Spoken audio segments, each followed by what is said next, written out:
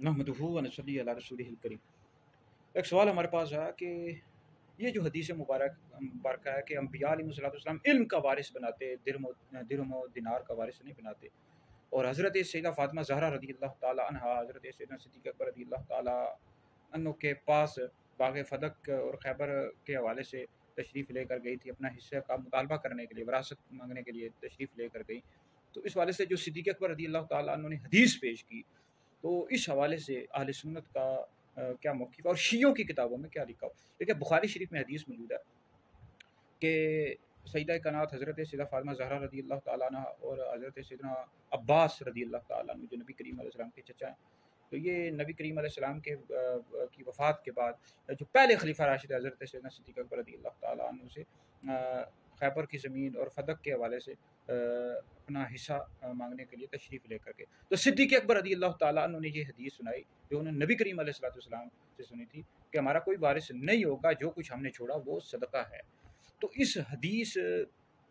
کے حوالے سے اہل سنت کی جو کتابوں میں لکھا ہے وہ تو بالکل یہاں ہے، روشن ہے، اور جو روافظ ہیں شیعہ، ان کی کتابوں میں بھی لکھا ہوا، اب شرح ناج البلاغہ پڑھ لیں، اس میں یہ رافضیوں شیعوں نے لکھا ہوا ہے کہ یہ جو کچھ لوگ ان کے ذاکر بڑی شور مچاتے رہتے ہیں، کہتے ہیں جی وہ ناراض ہو کر سیدہ پاک چلی گئی تھی، ایسی کوئی بات نہیں ہے۔ انہوں نے شیعوں نے خود لکھا ہوا ہے کہ اس وقت سیدنا صدیق اکبر رضی اللہ تعالیٰ عنہ نے فرمایا کہ جو کچھ جس طرح آپ کے والد کیا کرتے تھے باغ فتح کے والد سے، اس طرح میں بھی آپ کا حصہ دیتا رہوں گا، تو جس طرح حضور علیہ السلام کیا کرتے تھے میں بھی اس طرح کروں گا۔ یہ بات سن کر سیدہ کائنات حضرت فاطمہ رضی اللہ تعالیٰ عنہ خوش ہو گئی۔ تو رافضی شیعوں نے خود اپنی کتابوں میں لکھا ہوا، یہ ویسے ہی کہتے رہتے ہیں کہ ناراض ہو کر چلی گئی اور صدیق اکبر رضی اللہ تعالیٰ عنہ سے ناراض تھی، ایسی کوئی بات نہیں، شیعوں نے خود لکھا ہے کہ وہ خوش ہو کر چلی گئی۔ پھر نہج البلاغہ کی شرح ابن ابی حدید، اس میں موجود ہے کہ صدیق اکبر رضی اللہ تعالیٰ عنہ باغ فتح میں سے کچھ دیا کرتے تھے اہل بیت کو، پھر حضرت عمر بھی دیا کرتے تھے، حضرت عثمان غنی، پھر مولا علی رضی اللہ تعالیٰ عنہ مجمعین، یہ بھی مولا علی بھی دیا کرتے تھے۔ تو اگر باغ فتح کے حوالے سے صدیق اکبر رضی اللہ تعالیٰ عنہ کا فیصلہ غلط تھا معاذ اللہ، تو پھر مولا علی رضی اللہ تعالیٰ عنہ جب چوتھے خلیفہ راشد بنے تو انہوں نے وہ اسی طرح معاملات جاری رکھے جیسا صدیق اکبر رضی اللہ تعالیٰ عنہ نے جاری رکھے تھے۔ تو پھر اسی طرح اس شیعوں نے اپنی کتابوں میں یہ حدیث لکھی ہوئی ہے اصول من الکافی میں کہ انبیاء علیہ السلام درم و دینار کا وارث نہیں بناتے، انبیاء علم کا وارث بناتے، حدیث کا وارث بناتے۔ تو بالکل یہ حدیث موجود ہے، بخاری شریف میں موجود ہے، تو یہ خبر واحد ہے۔ تو حضرت سیدہ فاطمہ رضی اللہ تعالیٰ عنہ نے قرآن مجید کی آیت پیش کی، تو اس حوالے سے صدیق اکبر رضی اللہ تعالیٰ عنہ نے آگے سے حدیث پیش کی، یعنی قرآن مجید کی جو مخصص تھی وہ حدیث مبارکہ تھی، یعنی قرآن مجید کی آیت کو خبر واحد سے خاص کیا جا سکتا ہے، اس سے یہ بھی ثابت ہوا۔ اب باقی رہا یعنی یہ بات ثابت ہوگی، شیعوں نے بھی اپنی کتابوں میں لکھ دی کہ سیدہ پاک حضرت فاطمہ رضی اللہ تعالیٰ عنہا صدیق اکبر رضی اللہ تعالیٰ عنہ سے ناراض نہیں تھی، وہ خوش تھی۔ اور دوسری بات یہ ہے کہ صدیق اکبر رضی اللہ تعالیٰ عنہ کا یہ اپنا فیصلہ نہیں تھا کہ باغ فتح نہیں دیں گے، بلکہ حضور علیہ السلام کی انہوں نے حدیث پیش کی۔ اب یہاں تک یہ مسئلہ ہے کہ جو ڈاکٹر اشرف حافظ جلالی صاحب نے مسئلہ چھیڑا ہے کہ وہ ان سے خطا اجتہادی واقع ہوئی، تو اس حوالے سے اہل سنت کا کیا نظریہ ہے؟ بھائی سب سے پچھلی ویڈیو آپ میری یوٹیوب پر سن سکتے ہیں مفتی دانش شادری، جس میں ہم نے ڈاکٹر اشرف حافظ جلالی صاحب سے 3-4 سوال کیے تھے۔ بھائی ڈاکٹر اشرف حافظ جلالی صاحب نے کہا کہ ان سے خطا اجتہادی واقع ہو، ہم نے یہ پہلا سوال کیا کہ آپ 2-3-4 منٹ میں یہ مسئلہ ختم کر سکتے تھے، آپ تشویش کو ختم کر سکتے تھے۔ پہلی بات یہ آپ اہل سنت کی اصول اور عقائد کی کتابوں سے دکھا دیتے کہ جناب یہاں لکھا ہوا، آپ بہت بڑے بڑے لیکچر دیتے رہے 2020 وغیرہ میں، اب آپ نے بحث ہی کرنا ختم کر دیا، تو آپ اس عبارت کی وضاحت نہیں کرتے جو پیر میرے علی شاہ صاحب رحمۃ اللہ علیہ نے کی تھی،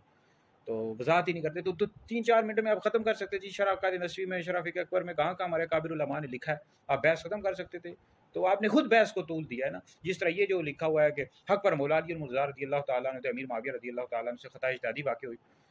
یہ لکھا ہوا ہے اہل سنت کی، آپ فتح الباری میں لکھا ہوا ہے، اور البدایہ والنہایہ موجود ہے، دیگر اہل سنت کی اعلیٰ حضرت نے فتاوی الرضویہ 10 میں لکھا ہے، حق بدست حیدر قرار، فرق مراتب بے شمار، حق بدست حیدر قرار، مولا علی المرتضیٰ رضی اللہ تعالیٰ عنہ حق پر تھے، تو آپ اس طرح کر سکتے تھے، آپ نے خود بحث کو طول دیا۔ تو دوسری بات یہ کہ جو امکان خطا کے حوالے سے، تو امکان خطا کے حوالے سے آپ نے درست وضاحت نہیں کی ڈاکٹر جلالی صاحب، آپ مکمل وضاحت کرتے، اس حوالے سے مثالیں دیتے، سمجھاتے، تو آپ نے خود ہی کہا کہ اسے وقوع لازم آتا ہے، تو لہٰذا اس کی آپ کے وضاحت ابھی بھی ذمہ ہے، تشویش کو آپ کو چاہیے کہ آپ تشویش کو ختم۔ تیسری بات یہ ہے کہ جو جس طرح وزیر اعظم کو نا اس کے مشیر مروا دیتے ہیں، اس طرح جو